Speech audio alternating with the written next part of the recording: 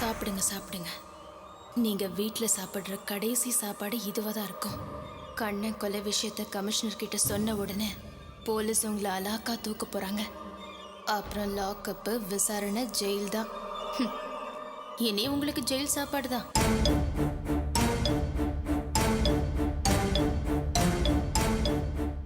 அம்மா வாமா வெளியே வா, உட்கார் சாப்பிடு. இல்லப்பா, நீங்க சாப்பிடுங்க. அம்மா நான் வெளியே போயிட்டு வரேன். சரி. ஏமா என்ன திடீர்னு கிளம்பிட்ட? அது அப்பா, அது கோயிலுக்கு. என்னம்மா இன்னைக்கு ஒன்றும் விசேஷம் இல்லையே, என்ன திடீர்னு கோயிலுக்கு? என்னப்பா நீங்க விசேஷ நாளா இருந்தா தான் கோயிலுக்கு போகணுமா? மத்த நாள்ல போக கூடாதா? இல்லம்மா, ஒரு முக்கியமான பொறுப்புல ஒன்று உட்கார வைக்கலாம்னு நினைச்சிட்டு இருக்கேன். அதனால நம்ம 2 பேரும் வெளியே போனோம். கோயிலுக்கு இன்னொரு நாளைக்கு போலாம். இல்லப்பா, நான் கோயிலுக்கு கிளம்பிட்டேன், போயே ஆகணும். ஏமா ஒரு முக்கியமான வேலை, வெளியே போகணும்னு சொல்லிட்டு இருக்கேனா இல்லையா? அப்படி என்னப்பா முக்கியமான வேலை? டிபார்ட்மெண்டல் ஸ்டோர் கல்லாவில் நீ தான் உட்காரணும். கடை நிர்வாகத்தை இனிமேல் நீ தான் கவனிச்சுக்கணும்.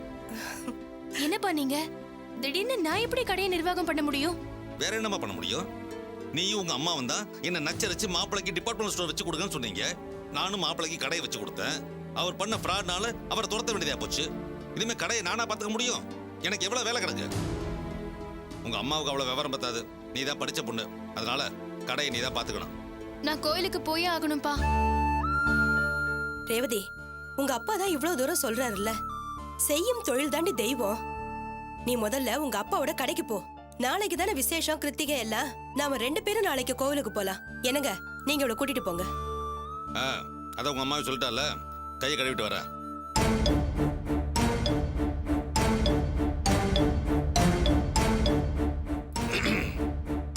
டவல் எடு. இந்தாங்க.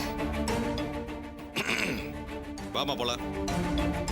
வா ரேவதி, போம்மா.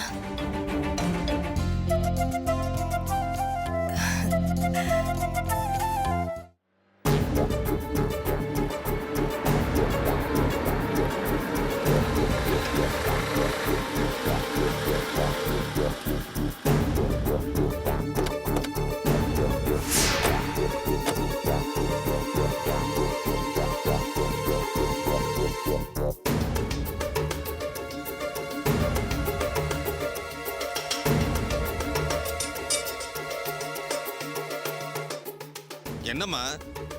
என்னப்பா நீங்க நான் கோயிலுக்கு போகணும்னு அவ்வளவு தூரம் எடுத்து சொல்லியும் என்ன விடாப்படியா கடைக்கு கூட்டிட்டு வந்துட்டீங்க. இத பாருமா, செய்யும் தொழிலே தெய்வம்னு சொல்லுவாங்க. நம்ம கடையில உட்காந்து ஒழுங்கா வேலையை கவனிச்சாலே 1000 கோயிலுக்கு போய் சாமி கும்பிட்டதுக்கு சமம். புரியுதா? வா வா.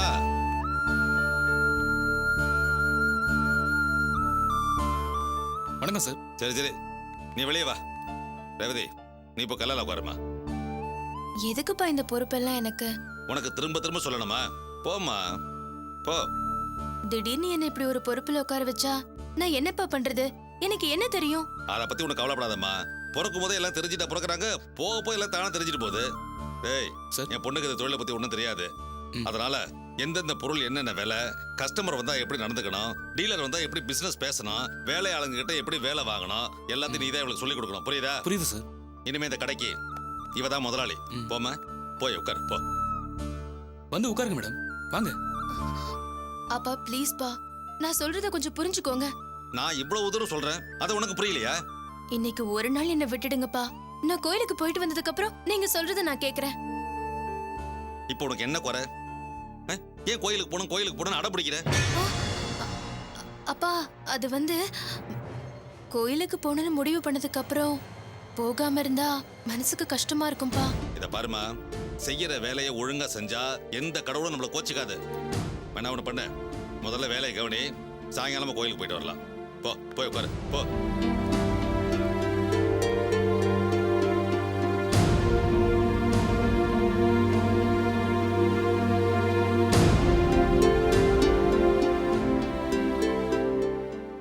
உட்காரு.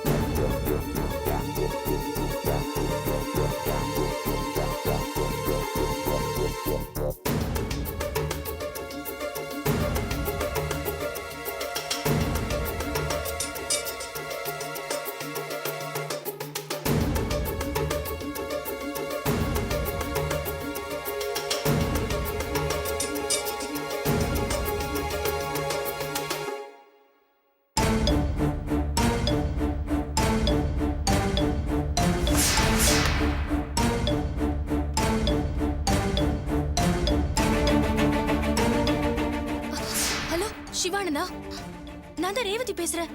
வாசு வைஃப், ராஜசேகர் பொண்ணு. அண்ணா, உங்ககிட்ட ஒரு முக்கியமான விஷயம் சொல்லணும். அதுக்கு தான் ஃபோன் பண்ணேன். மா இத வந்துட்டேம்மா. என்னம்மா சரோஜா, எல்லாத்தையும் எடுத்து வச்சிட்டியா? எல்லாம் எடுத்து வச்சிட்டேமா. என்னம்மா ரெடியா? ம். என்ன ஆகாஷ் ராணி இன்னும் ரெடி ஆகலையா? ஆகாஷ், டே ஆகாஷ். ரெடிப்பா. நீ ரெடிடா? உன் பொண்டாட்டி இன்னும் ரெடி ஆகாம இருக்காளே, எங்க அவ? ராணி, ராணி. என்னம்மா ராணி இன்னும் ரெடி ஆகலையா? இல்ல மாமா. ட்ரெயினுக்கு டைம் ஆச்சுமா.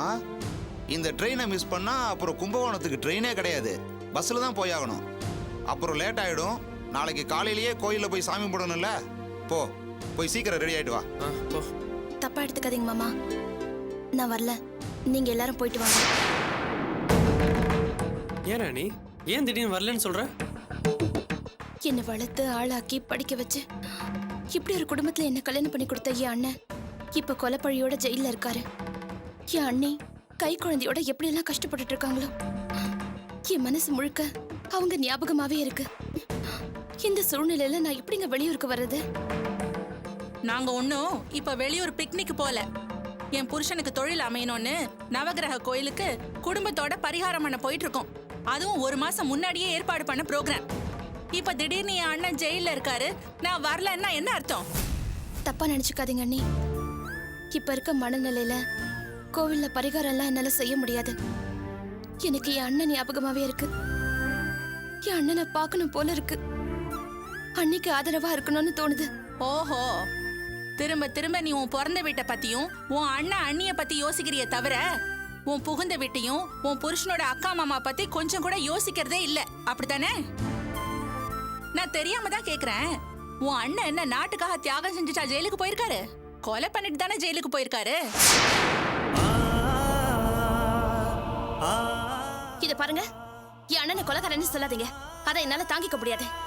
என் அண்ணன் கொலை பண்ணிருக்க மாட்டாரு. நான் சொன்னதுக்கே உனக்கு இவ்வளவு கோவம் வருதே? ஊரே கேளு நாடே கேளுன்னு டிவிலயும் பேப்பர்லயும் உங்க அண்ணனை கொலைகாரன்னு போட்டு நார் அடிக்கிறாங்களே, அதுக்கு என்ன சொல்ற இப்போ? அலாத லட்டு, உனக்கு போற வழியில கல்லமிட்டாயி, முறுக்கு, கமார்கட்டு எல்லாமே வாங்கி தரேன். சரோஜா, குழந்தைக்கு பால் பவுடர், பிஸ்கட்டு எல்லாமே எடுத்து வச்சுட்டேன். அப்புறம் நம்ம போற வழியில சாப்பிட்றதுக்கு தக்காளி சாதம், லெமன் சாதம், ஊறுகாய் கூட ரெடி. இப்ப அதான் ரொம்ப முக்கியமா? 1 மாசத்துக்கு முன்னாடி போட்ட பிளானுக்கு இப்ப இவ இடைஞ்சலா இருக்கா. அதை என்னன்னு கேட்காம திங்கறதுலே குறியாருங்க. நீங்க எல்லாரும் பேசுனதை நான் கேட்டுக்கிட்டு தான் இருந்தேன். ராணி வரதுக்கு விருப்பம் இல்லைன்னா விட்டுருங்க, நம்ம மட்டும் போயிட்டு வருவோம். என்ன பேசுறீங்க நீங்க? குடும்பத்தோட போய் பரிகாரம் பண்ணணும்னு ஜோசியர் சொன்னதை மறந்துட்டீங்களா? என்னமோ பண்ணுங்க, நான் அடுப்படியில் ஏதாவது மிஸ் ஆயிடுச்சான்னு பார்த்துட்டு வந்துடுறேன். என்னடா ஆகாஷ், ராணி என்னடா திடீர்னு இப்படி சொல்றா? அக்கா, அவ ஃபீல் பண்றது நியாயம் தானே. அதுக்காக 1 மாசம் முன்னாடி போட்ட பிளானை கேன்சல் பண்ண முடியாது. நான் ராணிக்கு துணையா இருக்கேன், நீங்களும் போயிட்டு வாங்க. என்னடா இப்படி நீயும் திடீர்னு வரலன்னு சொல்ற? குடும்பத்தோட போய் பரிகாரம் பண்ணணும், தெரியும்ல?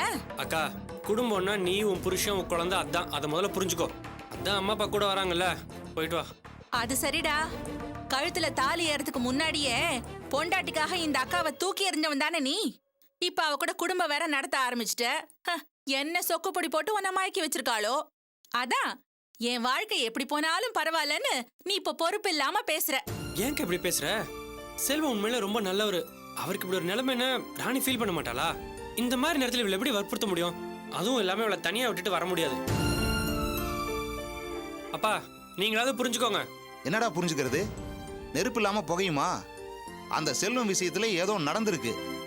போலீஸும் கோர்ட்டும் சாட்சி ஆதாரம் இல்லாம உள்ள தள்ளிடுமா? அதை புரிஞ்சுக்காம அந்த பொண்ணு தான் ஏதோ பேசிட்டு இருக்குதுன்னா நீ அதை சப்போர்ட் பண்ணி பேசிட்டு இருக்க. என்ன மாமா, நீங்களும் இப்படி பேசுறீங்க?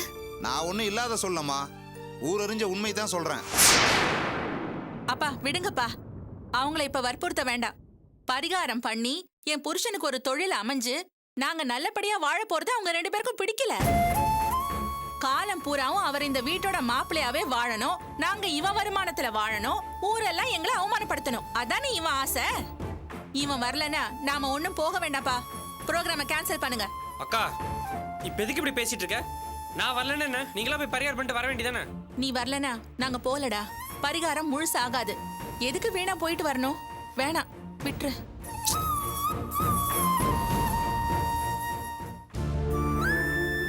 எங்க நான் சொன்னா கேப்பீங்கல்ல? என்ன ராணி, நான் என் அண்ணன் மேல எவ்வளவு பாசம் வச்சிருக்கேனோ அதே மாதிரி நீங்களும் உங்க அக்கா மேல பாசம் வச்சிருக்கீங்க. அவங்க சொல்றதுலயும் நியாயம் இருக்குங்க. அதனால நீங்க மட்டுமாவது அவங்க கூட போய் பரிகாரத்தை முடிச்சிட்டு வாங்க. என்ன ராணி சொல்ற? உன்னை தனியா விட்டுட்டு நான் எப்படி போக முடியும்? நான் இங்க தனியா இருக்க மாட்டேங்க. நான் அம்மா வீட்டுக்கு போறேன். அங்கிருந்து போய் அண்ணன் அண்ணியும் பாத்துக்கிறேன். நீங்க வந்த உடனே நானும் வந்துடுறேன். சரி. என்னப்பா ராணி சொல்றது ஓகே தானே? சரி போலாமா சரோஜா? ஆகாஷ் வரானா போலாம்ப்பா. சரி ராணி, கிளம்புறோம். வந்தோடனே ஃபோன் பண்ற, உடனே வந்துரு. சரிங்க. போலாம்ப்பா. சரி கிளம்புங்க. என்னங்க இந்த ப்ரோக்ராம் வேணாம், கேன்சல் பண்ணுங்க. என்ன மாப்பிள்ள நீங்க இப்பதான் எல்லாரும் சமாதானமாய் கிளம்புறோம், நீங்க வந்து குண்டை தூக்கி போடுறீங்க. குண்டு நான் போடல, நீங்க தான் போட்டிருக்கீங்க. என்ன மாப்பிள்ள சொல்றீங்க? நான் தான் வாயே திறக்கலையே. நான் வீட்டோட மாப்பிள்ளைங்கிறதுக்காக நீங்க இந்த மாதிரி பண்ணுவீங்க நான் கொஞ்சம் கூட எதிர்பார்க்கல. என்னதான் இருந்தாலும் முரணு ஒண்ணு இருக்குல்ல. என்னங்க சொல்றீங்க? அப்படி என்ன எங்க அம்மா முறை தவறிட்டாங்க? புளி சாதத்துல வேர்கடலை போட மறந்துட்டாங்க. நானும் ரொம்ப நேரமா கிளறி கிளறி பார்த்துட்டேன். சாதத்துல ஒரு கடலை கூட இல்ல. வேர்கடலை போடாத புளி சாதத்தை எப்படி சாப்பிடுறது? இதை அவங்க மறக்கலாமா?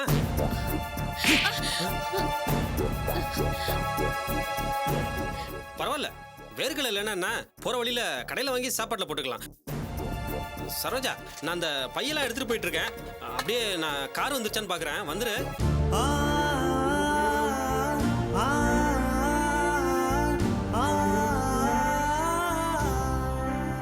கோச்சுக்காத வாசுகி. இப்போ எப்படி பரபரப்பாக வேலை நடந்ததுன்னு பார்த்தியா? அதுக்காக தான் அப்படி பண்ணேன். சரி வா போலாம்.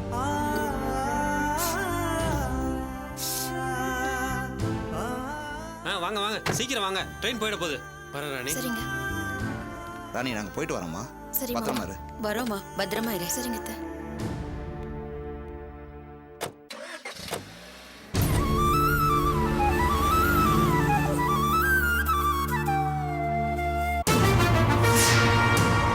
அப்படியே ஓரமா நிறுத்துப்பா. நிறுத்து நிறுத்து நிறுத்து. அம்மா, அம்மாடி, அப்பா அங்கம்மா. ஏன் இவ்வளவு பதட்டமா இருக்கீங்க? என்னாச்சு? இல்ல இல்ல, அப்பா அங்கம்மா, சொல்லுமா ப்ளீஸ். குடோன்ல இருக்காரு.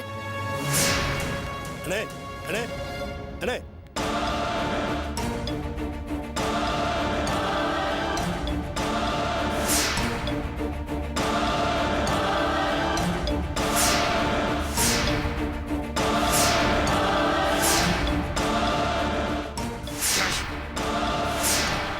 நீ சொல்றதுல உண்மையாடா? ஆமாண்ணே, உறுதிப்படுத்திட்டு தான் உங்களை பார்க்க வந்தேன். இதை எவ்வளவு பெரிய விஷயமா நம்ம நினைச்சிட்டு இருந்தோம். எல்லாம் சொதப்பலாகி போச்சுண்ணே. இப்போ என்னென்ன பண்றது? ஏய், இந்த ராஜசேகர் திட்ட சொதப்பலாகாது. அதுக்கு நான் விட மாட்டேன். எனக்கு ஒண்ணுமே புரியலண்ணே. இப்போ என்ன பண்றதுண்ணே? நீ சொன்னதை நான் இன்னும் நம்பல. என் கூட வா. சரிண்ணே.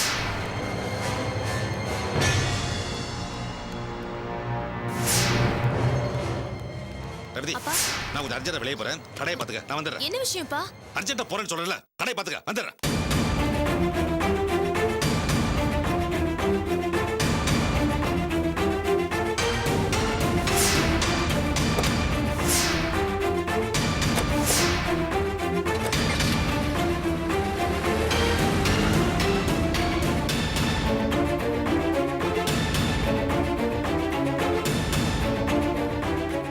மகேஷ், மேடம், நான் அர்ஜென்ட்டா வெளியே போறேன். அது வரைக்கும் நீ கடையை பாத்துக்கோ. சாரும் வெளில போயிட்டாரு, நீங்களும் வெளில போனா எப்படி மேடம்? நான் ஒரு முக்கியமான விஷயமா வெளியில போறேன். அது வரைக்கும் நீ கல்லல உட்காரு, சரியா? நான் வெளியில போன விஷயம் அப்பாக்கு தெரியக்கூடாது, புரிஞ்சுதா?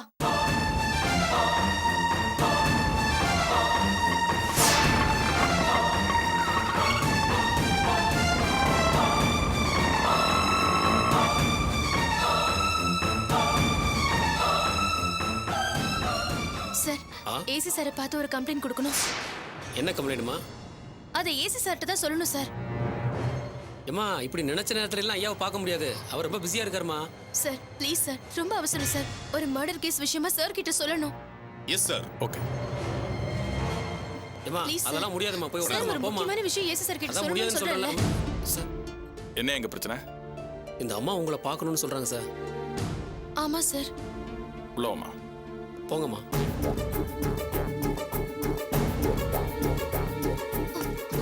சார், வணக்கம் சார். என் பேரு ரேவதி. ஒரு மர்டர் கேஸ் விஷயமா உங்ககிட்ட கம்ப்ளைண்ட் பண்ண வந்திருக்கேன். அந்த கம்ப்ளைண்ட் மேல நீங்க உடனே ஆக்ஷன் எடுக்கணும் sir. Okay okay okay, relax. முதல்ல ரிலாக்ஸா உட்காருங்க. உட்காருங்க. இப்ப சொல்லுங்க, நீங்க யாரு, என்ன கம்ப்ளைண்ட் கொடுக்க வந்திருக்கீங்க? சார் என் பேரு ரேவதி சார். ராஜசேகர் தெரியுமா சார்? அம்பத்தூர் ராஜசேகர். அம்பத்தூர் ராஜசேகரா? ஆமா சார். அவன் அம்பத்தூர் ஏரியாவில் பெரிய ஆளு சார். கட்ட பஞ்சாயத்து பார்ட்டி சார். அந்த ஆளா? நம்ம லிஸ்ட்ல அந்த ஆள் பேர் இருக்குல்ல? Yes sir. சொல்லுங்கம்மா, அந்த ராஜசேகரால உங்களுக்கு ஏதாவது பிரச்சனையா? சார் நான் அவரோட பொண்ணு தான் சார். அவரால எனக்கு எந்த ஒரு பிரச்சனையும் இல்ல சார். ஏதோ கம்ப்ளைண்ட் கொடுக்கணும்னு சொன்னீங்க?